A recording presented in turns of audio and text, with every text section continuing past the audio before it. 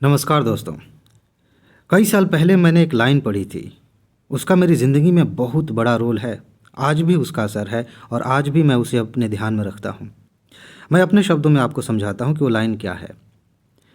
बात यह है कि ज़िंदगी में असफल होना, गिर जाना, ये कोई बड़ी चीज़ नहीं है। ये लाइफ का हिस्सा है, ज़िंदगी का हिस्सा है। लेकिन अगर आप असफल हो गए तो दोबारा कब सफल होंगे, यह किस बात से तय होता है? यह इस बात से तय होता है कि गिरने के बाद आप कितनी जल्दी उठ के दोबारा से खड़े हो जाते हैं। इसी से तय होगा कि आप अगली बार कितनी देर में सफल होंगे। और इसका सीधा सा संबंध है आपकी परीक्षा से। अभी यूपीएससी का एग्ज़ाम हुआ है, यूपीपीसीएस का एग्ज़ाम हुआ है और भी एग्ज़ाम्स होते रहते हैं। मैं नई नई सीरीज़ शुरू करने वाला हूँ। कल ही मैंने वीडियो बना के बताया और थंबनेल भी मैंने दिखाया कम्युनिटी पोस्ट में डाल के। लेकिन मुझे एहसास हो रहा है कि बहुत सारे ऐसे दोस्त हैं जिनका पेपर अच्छा नहीं हुआ है। वो अभी इससे बाहर नहीं निकल पाए हैं। कहीं ना कहीं इसका असर है, चाहे वो समाज के बारे में सोच के हो, घर वालों के बारे में सोच के हो, अपनी तैयारी के बारे में सोच के हो, लेकिन इसका असर है। उनकी तैयारी पर इसका असर दिख रहा है साफ साफ। आज मैं आपको इसका फ़ायदा बताने वाला। और इस मायने में यह वीडियो अपने आप में बड़ी यूनिक है कि अगर आपका पेपर ख़राब हो गया तो इसका फ़ायदा क्या है, इसका फ़ायदा कहाँ कहाँ मिलेगा। बड़ा इंपॉर्टेंट चीज़ है ये, बहुत ही ज़्यादा इंपॉर्टेंट है। ज़िंदगी में अगर सफल होना है किसी भी फील्ड में तो इस चीज़ को समझना अनिवार्य है, बहुत बड़ी ज़रूरत है। देखिए, पेपर अच्छा नहीं हुआ, इसको थोड़ा सा क्लियर कर देते हैं। इसके क्या मायने हैं? दो सिचुएशंस हो सकती हैं। पहली सिचुएशन यह है कि आपने पेपर दिया और बहुत ही ख़राब गया।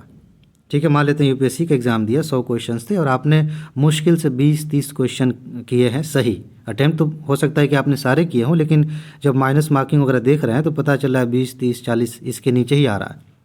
40 तो फिर भी ठीक माना जाएगा, लेकिन उसके नीचे आ रहा है 35 के आसपास, तो ये माना जाएगा कि पेपर ख़राब है। इस मामले में तो हो गया, पेपर ख़राब है, मान लेते हैं। एक और सिचुएशन है जिसमें ज़्यादातर लोग, लाखों लोग मानते हैं कि पेपर ख़राब हुआ है, लेकिन वो एक्चुअल में पेपर ख़राब नहीं हुआ है। समझ लीजिए, बहुत सारे लोग अपने आप को कट ऑफ के आसपास पाते हैं। हो सकता है कि 1 नंबर से आसपास पाएँ, हो सकता है कि 4-5 नंबर से आसपास पाएँ। ये लोग अपने आप को मानते हैं कि पेपर ख़राब है और इन्हें ज़्यादा दुख होता है। देखिए कितनी बड़ी विडंबना है। इन्हें ज़्यादा दुख होता है कि मेरा एकदम कट ऑफ के करीब है लेकिन हो नहीं पाएगा, पेपर ख़राब है, और दुखी हो जाते हैं। ज़रा समझिए कि ये मामला है क्या। आपका पेपर एक्चुअल में ख़राब हुआ नहीं है। पहले से तय है कि भाई 10,000 लोगों को हम लेंगे प्री में। 10,000 लोगों को मान लेते हैं, 10,000 लोगों को हम सेलेक्ट करेंगे। यूपीएससी ने तय कर लिया तो 10,000 ही लोग जाएंगे, भले ही आपने 60 क्वेश्चन सही किए हों। और उससे ऊपर अगर 10,000 लोग हैं तो वो जाएंगे, मेंस देने जाएंगे। तो आप इससे अपने आप को जज मत करिए कि कट ऑफ के करीब है, लेकिन कट ऑफ से ऊपर नहीं है तो आपका पेपर ख़राब हो गया। जी नहीं, यह आपके हाथ में नहीं है। पहले से तय है कि इतनी सीटें हैं तो उसके इतने गुना हम प्री में सिलेक्शन लेंगे, बात ख़त्म।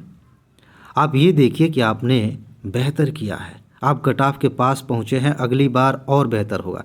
अभी मैं बैकग्राउंड बना रहा हूँ, अभी मेन चीज़ मैं बताऊँगा कि इसका फ़ायदा क्या है।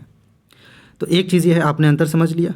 यहाँ से आप कह सकते हैं कि पेपर आपका ख़राब नहीं हुआ है। अगर आप कट ऑफ के आसपास हैं तो 4-5 नंबर, 4-5 क्वेश्चन भी आसपास हैं तो भी आपका बहुत अच्छा है, आगे बेहतर किया जा सकता है। लेकिन इसका जो सबसे बड़ा लाभ है वो क्या है? इसका सबसे बड़ा लाभ है ये समझना कि कारण क्या था।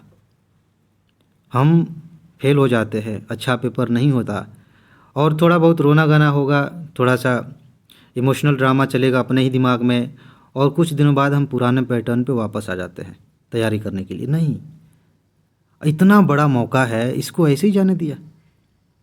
यही तो वो समय है जिसका आप इस्तेमाल करें तो अगली बार टॉपर भी बन सकते हैं।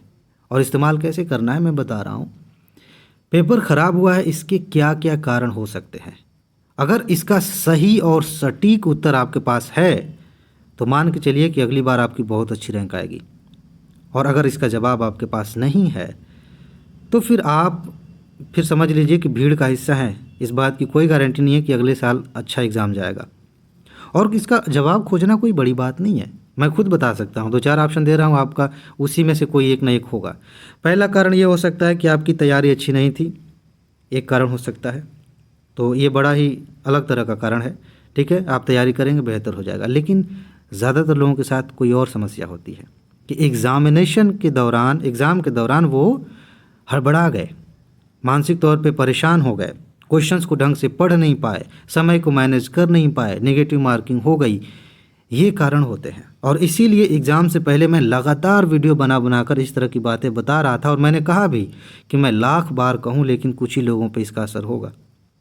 आपने बहुत अच्छी पढ़ाई की थी, साल भर मेहनत कर रहे हैं, मुझे पता है कि सिविल सेवा की तैयारी करने वाले बच्चे कितना मेहनत करते हैं, मैं भी इसी कैटेगरी से हूँ, तो मैं जानता हूँ कि मैंने कितनी मेहनत की है। तो आपने भी मेहनत की है, तैयारी भी की है, उस लेवल तक खुद को पहुँचाया भी है, लेकिन एग्ज़ाम के दौरान क्या हुआ? क्या आप हड़बड़ा गए? क्या आप परेशान हो गए? क्या आपने जो गोला भरना था उसमें कोई गलती कर दी? कहीं गलती से रोल नंबर इधर उधर हो गया, या लेट से एंट्री हुई? कुछ भी कारण हो सकता है। इन कारणों की पहचान करना सबसे बड़ी ज़रूरत है, सबसे बड़ी, और इसी से आप अगली बार सफल हो सकते हैं, इन कमियों को पहचान के। अगर आपको पढ़ाई में दिक्कत थी तो उसको ठीक करिए। कहाँ पे दिक्कत थी? उसमें भी चीज़ें हैं कि आपने सब कुछ पढ़ा, तो हो सकता है कि फैक्ट वाले क्वेश्चन आपको नहीं आ रहे थे, तो अगली बार रिवाइज करते समय फैक्ट पर ध्यान दीजिए। कंसेप्ट नहीं समझ में आया था तो अगली बार कंसेप्ट पर ध्यान दीजिए। इकोनॉमी नहीं समझ में आया, साइंस नहीं समझ में आई, तो उस विषय को और मजबूत कर लीजिए। ये सारी चीज़ें आप अभी करेंगे तभी उसका फ़ायदा होगा। बैठ के उदास होने से और दूसरों से सिंपैथी गेन करने के लिए सबसे ये कहने से कि इस कारण से मेरा नहीं हुआ, अरे मैं तो परेशान था, अरे मेरी तो तबीयत ख़राब हो गई थी, इससे जवाब नहीं मिलेगा। इससे सही जवाब नहीं मिलेगा कि आप अगली बार कैसे सफल होंगे। आप कारण खोजिए कि किस वजह से आपको इस बार दोबारा से तैयारी करनी पड़ रही है। अब बात करते हैं इसी के दूसरे पक्ष पे कि इसका क्या फ़ायदा है, और इसको इसी रूप में आप लेके चलिए। देखिए, जो होना था वो हो गया है, एग्ज़ाम हो चुका है, आपको लग रहा है कि पेपर ख़राब है, वो है, लेकिन वही पहली लाइन में याद दिलाऊं कि अब उठ के कब खड़े होंगे आप, इसी से तय होगा कि अगली बार आप सफल होंगे। लाखों की भीड़ है, अभी तुरंत उठ के खड़े हो जाएंगे तो दूसरों से आगे बढ़ जाएंगे। और चाहते हैं तो 1 महीना और शोक मनाइए, और उदास रहिए, और सिंपैथी गेन करिए, उससे कुछ होगा नहीं। उठ के खड़े होने के लिए आपको कुछ करना पड़ेगा, और वही है इसके फ़ायदे की बात कि हम कैसे, ऐसा क्या करें कि तुरंत एकदम हम मोटिवेट हो जाएं और अपनी तैयारी में लग जाएं, सब कुछ अच्छा लगने लगे।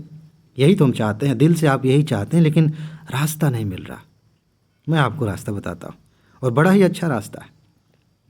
सबसे पहली चीज़ कि पेपर ख़राब हो गया तो आपको खुद को समझाने के लिए कुछ तर्क देने होंगे। भले वो तर्क आपको झूठे लगें, भले वो तर्क आपको मजाकिया लगें, लेकिन तर्क देने होंगे। जैसे फॉर एग्ज़ाम्पल, आपको लग रहा है कि प्री का पेपर अच्छा हो जाता, निकल जाता तो ठीक है, आगे देखते हैं, यही सोच रहे हैं ना। अब ये सोचिए कि मैं प्री में जैसे तैसे करके अगर निकाल भी लेती तो क्या मेरी मेंस की तैयारी परफेक्ट है, जितनी होनी चाहिए उतनी है? आपको पता लगेगा कि शायद नहीं है। और अगर मैं प्री निकाल के अगले स्टेज पे जाऊं तो 2-3 महीने बाद मेंस होता है, उसके बाद से 2-3 महीने बाद रिजल्ट आता है, और तब जाके रिजल्ट आने के बाद तब तक हमें हो सकता है लगे कि हम निकाल ले जाएंगे, और उस समय अगर पता चले कि हम मेंस में ही फेल हो गए तो अगले प्री की तैयारी करने के लिए कितना समय बचेगा?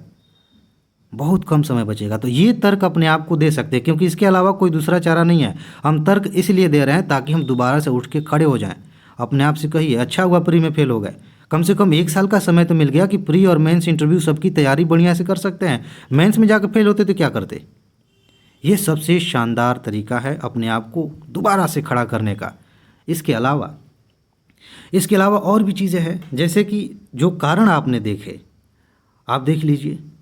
अभी अपने ज़िंदगी को समझने का आपको मौका मिला है, अपनी तैयारी को आसान बनाने का मौका मिला है। अदरवाइज़ अभी यही गलती मेंस में हो जाती और वहाँ भी दिक्कत हो जाती। इस तरह से आप अपने आप को इन चीज़ों का फ़ायदा गिनाइए कि मैं फ़ेल हो गया, फ़ेल हो गई, अभी तो रिज़ल्ट आया नहीं है ना, लेकिन मान लेते हैं कि ख़राब हो गया, हो सकता है कि रिज़ल्ट में नेगेटिव रिज़ल्ट आए, तो भी इसके इतने सारे फ़ायदे हैं कि मुझे ज़िंदगी में और कुछ सीखने का मौका मिल रहा है, मुझे और अपने प्रोसेस को आसान करने का मौका मिल रहा है। और मैं बार बार इसी पे ज़ोर देता हूँ दोस्त, चाहे आप पीसीएस की तैयारी कर रहे हों, चाहे आप आईएएस की तैयारी कर रहे हों, एक चीज़ ध्यान रखिएगा, सिर्फ मेहनत करने वालों को सिलेक्शन नहीं मिलने वाली है।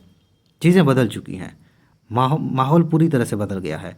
अगर आपको सिलेक्शन चाहिए तो आपको चीज़ों को, प्रोसेस को आसान करना पड़ेगा, और आसान करने का सबसे आसान तरीका ये है कि आप आसान टॉपिक्स आसानी से तैयार करिए। मतलब ये है कि आप वो टॉपिक्स सबसे पहले पढ़िए जहाँ से सबसे अधिक क्वेश्चंस आते हैं। एग्जाम्पल इस चैनल पे पड़े हुए हैं, सिर्फ 300 से उससे कम ही थे, 300 के आसपास टॉपिक्स मैंने आपको बताए थे और 55 से ज़्यादा क्वेश्चन यूपीएससी ने वहीं से पूछ लिए।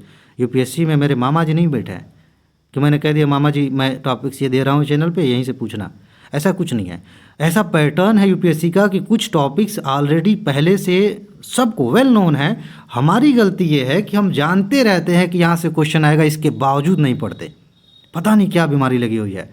हम जानते हैं कि यहाँ से क्वेश्चन आता है। अभी मैं आपसे कह दूं कि 2023 के एग्ज़ाम में मूल अधिकार से क्वेश्चन आएगा। 2023 के एग्ज़ाम में एजुकेशन वाले पार्ट से क्वेश्चन आएगा, जो कि हिस्ट्री वाला सेक्शन है। आप कहेंगे हाँ इम्पॉर्टेंट तो है, आता तो है, पढ़ेंगे, आगे पढ़ेंगे। और यही सबसे बड़ी गलती है। आप पहचानिए उन चीज़ों को जो सबसे ज़्यादा महत्वपूर्ण है और सबसे पहले उन्हें तैयार करिए, उसके बाद से आपका कॉन्फिडेंस बढ़ जाता है। और एक चीज़ मैं बताऊं, जो शुरू में बताया कि अगर आपकी तैयारी बहुत अच्छी है, बहुत शानदार है, तो इसकी वजह से भी आपको एक्स्ट्रा लाभ मिलता है। एग्जामिनेशन हॉल में आपका कॉन्फिडेंस बढ़ा रहता है। आप अंदर से कहते हैं पूछ लो, जो चाहे पूछ लो, क्योंकि जो कोर है वो तो मैंने तैयार कर ही लिया है। उससे बाहर कुछ पूछोगे तो सिर्फ मेरे लिए नहीं, सबके लिए कठिन है, उसकी मुझे टेंशन है ही नहीं, आसानी से आपका निकल जाएगा। ऐसे ही पीसीएस का है, उसके बारे में भी मैंने बताया है। तो ये सारी चीज़ें हैं, अपने आप को इसका फ़ायदा गिनाइए। पेपर अच्छा नहीं हुआ है, फ़ायदे गिनाइए कि हाँ बहुत अच्छा हुआ, मज़ा आ गया, फेल हो गया तो ज़िंदगी में कुछ नया सीखने को तो मिला, कुछ अपने बारे में जानने को तो मिला, अपने आप को समझने का मौका तो मिला, कुछ नया करने का, अपने तरीके को बदलने का मौका तो मिला। यही तो ज़िंदगी है, यही तो सीखना है।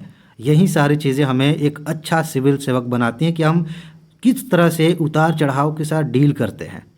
उसके बाद से चीज़ें आसान हो जाती हैं, ज़िंदगी आसान हो जाती है, हमारा काम आसान हो जाता है।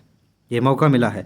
जितने सारे फ़ायदे आप गिना सकते हैं खुद से गिनाइए, दूसरों से कहिए कि देखो बहुत बढ़िया हुआ, इस बार पेपर नहीं अच्छा हुआ ना, अगली बार होगा, इसीलिए इस बार ख़राब हुआ है। इस तरह से फ़ायदे गिनाइए, मस्त रहिए और तुरंत उठ के खड़े हो जाइए और तैयारी में लग जाइए, क्योंकि इसी से तय होगा कि आपकी रैंकिंग क्या होगी अगले साल के एग्ज़ाम में। फाइनल सिलेक्शन की बात कर रहा हूँ मैं, ठीक है जी। तो बस इसमें इतना ही है। नई सीरीज़ शुरू होने वाली है, मैंने थंबनेल आपको दिखाया है, कम्युनिटी पोस्ट में जाकर देखिए, बड़ी सुंदर है। और क्या क्या आने वाला है सब कुछ मैंने बता दिया है। हड़बड़ाना नहीं। कुछ लोगों को लग रहा है कि जल्दी शुरू करो, जल्दी शुरू करो। ये चैनल ऐसा नहीं, हम फॉर्मेलिटी नहीं पूरी करते कि हाँ कुछ भी पढ़ाते रहो, व्यूज़ आते रहे और काम चलता रहा। नहीं, मैं वो पढ़ाता हूँ जहाँ से प्रश्न लड़ाता हूँ। समझ रहे हैं ना? सिर्फ फॉर्मेलिटी पूरी करना मेरा काम नहीं है। इसीलिए आप निश्चिंत रहिए, इस चैनल से जुड़े हैं तो आपका बहुत ज़्यादा काम आसान कर रहा हूँ मैं। बहुत ज़्यादा समय, बहुत ज़्यादा एनर्जी कम हो जाएगी और बहुत आसानी से आप सिलेक्शन भी लेंगे। ठीक है जी। तो उठ के खड़े हो जाइए और जो भी धूल गर्दा लगा है झाड़िए और मस्त मुस्कुराते हुए तैयारी करिए। ठीक है जी, बस। और हाँ, सबसे इम्पोर्टेंट बात, अपना ख्याल रखिए, खुश रहिए, मस्त रहिए, सफल होइए और ज़िंदगी को एंजॉय करिए। आगे मिलते हैं। नमस्कार।